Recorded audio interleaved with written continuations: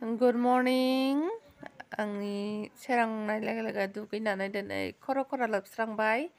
लोबस्रांनानै प्रसाद होनाय फुजा होबाय आरोना। प्रसाद एसे होनानै आइ आफानाव बोर बिबाय, खुलुमबाय। दिनै आंनि दिना बेनिफ्रायनो सुरुआत जायो। हेल' गाइस, खुलुमबाय। आंनि गोदान भिडिअ नोंथांमोनखौ फिन खेबसेबाव बरायहरनाय थाबाय। आसा खालामो नोंथांमोना मोजाङै दङ आरो मोजाङैबो थानांगौ आरोना। जोङो दिनैहाय बिदिनो बे अभारब्रिज खाथियावहाय फुजा होनो फैदों आरोना। ओरैनो एसे फुजा खालामफैदों। ओमफ्राय मा होनो बिदिनो सानसेनि ब्लग लाना फैदों आरो। नोंथांमोना आंनि भिडिअखौ जाय मोजां मोनो नायलांबाय थाबानो जाबाय आरो आंनि चेनेलाव गोदानबा सापर्ट खालामनानै होदो, साबस्क्राइब खालामना होबानो जाबाय। दैसा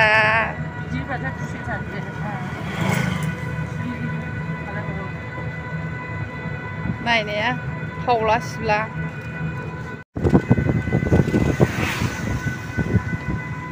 सानसेयाव बेसेबां खामायब्रा थखन? सानसेयाव बेसेबां खामायो नोङो? 500 600 बा मेलालै, मेला जाबाय ना थाखा बिला 200 जानानै 400 थांखायो। औ आरो जिबायदि नोङो फुंनिफ्राय सालायबावासो दा उन्दुयो फाग्लासो। फुङाव दालायहरखा बेखौ, बेखारसो। मोनखायाहाय, मोना बेखौ फुङाव लेंहरनानै सिखारा। मन्दिराव फैदों जोंहा फुजा होनो। थांबाय थानोसै। सफैबाय नै, दासो सफैदों। मन्दिराव फुजा होनो फैदों जोङो ना। बेलासि जाबाय। दसेल' ओरैनो।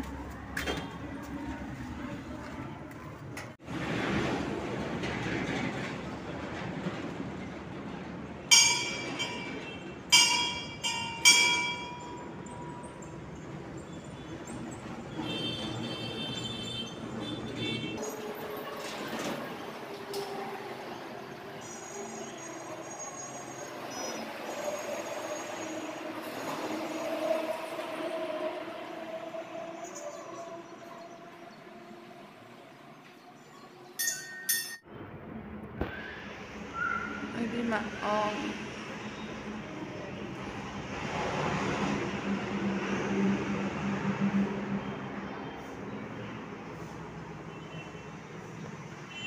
फुजा होखांबाय आङो थांनोसै। ओरैनो एसेल' खुलुमफैदों आरो सनमान लाफैदों। स' थांनोसै। भिउआ जा मोजांखाने बिल्डिं गोजौआवसो ना मन्दिराबो। लक्ष्मि गोजौआव अभारब्रिज।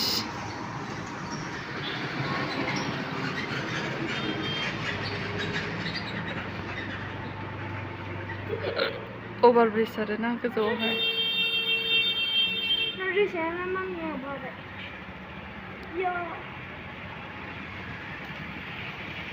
नै मालाय नंगुमैया गेट बानायहोदों, गारि दोनग्रा गावनि दालाय होदों फुरानो।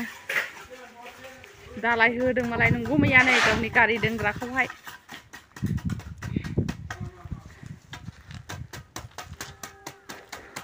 मा खालामदों सार? रोना हलाय। ओइ सार, बे खर'आ गरम जाजोब्बाय मानसिया। बिसोरलाय बोरैथो मावदों बेस्राफोर? मावनायजों उन्दैफोरनि माबा जाखायो नामा। दालाय गारि दोनग्रा। ओमफ्राय गेट बानायसैनो नारग्रा। खनसे मोनसे होबावबाय आरोना। जेबो बुद्धि गैया नंगुमैनावहाय। आदुवासो बे। ओमफ्राय हनै गेटआ माबायदि बानायहोना लाबोदों, जा गिलिरखा।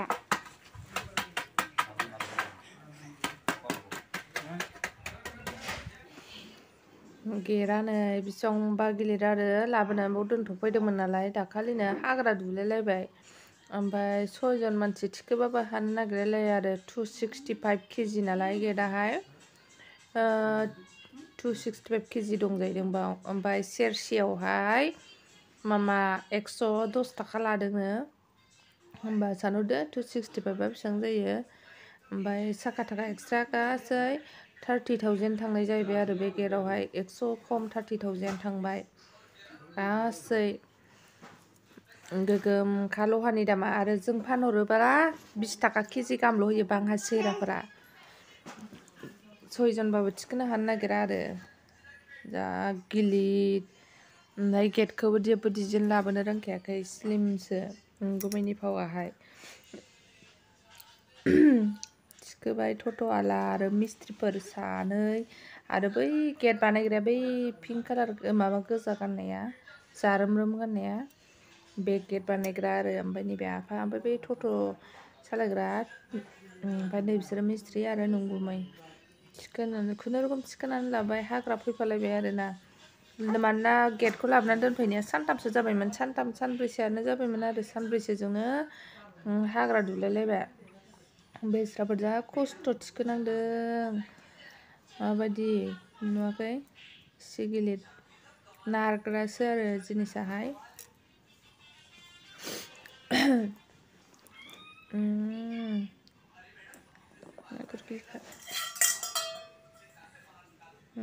माबायदि बुद्धिया नै मिस्ट्रिफोरनि बुद्धिया नारलांनो हायासै नालाय बैसिम आरो गिलिरथारना बै प्लास्टारखौबो माबा जानो गिनांगौ ओंखायनो नै दान्दा सोनानै माबायदि लांदों बुद्धिया दंमारोसो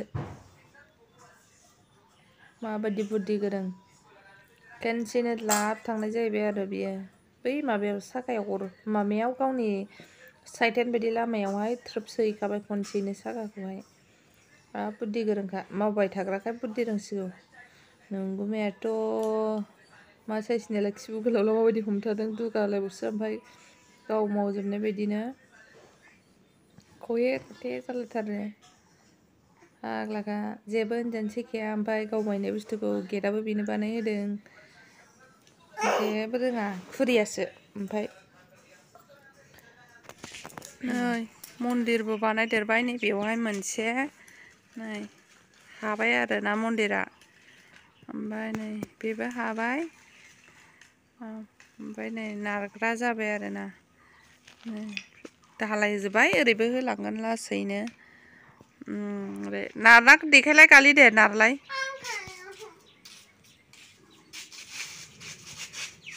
नारनांगौ आरो ओरैबायदि गिलिर आरोना लहानि माने 365 नालाय नारनोनो हाया आंथ' नारनोनो हाखाया फाइनालि गेटआ जाबाय गेटआ फांलाय मामि जेबो डिजाइन गैया आरोना गेटआ नारग्रा फुङाव खनसे बेलासियाव खनसेल' नारखानांगौ आरो नारनायालाय मानो होनना बुंबा नंगुमै गारि दिहुनबाल' ओरैनोथ' दर दंखायो नालाय डिजाइन गैया आरो र' आं नोंसोरखौ ओरैहाय सिगांजों देखायनि नै साजों जेबो डिजाइन गैया आरो सिम्पोलसो ओमफ्राय नै थिं बेरा बेखौ बोखारजोबसिगोन आरोना लासैनो जाबाय दा लोगोफोर गारि साखा खारनाय बायदि खारो नै ओरैनो बैयाव थाबथाहैयो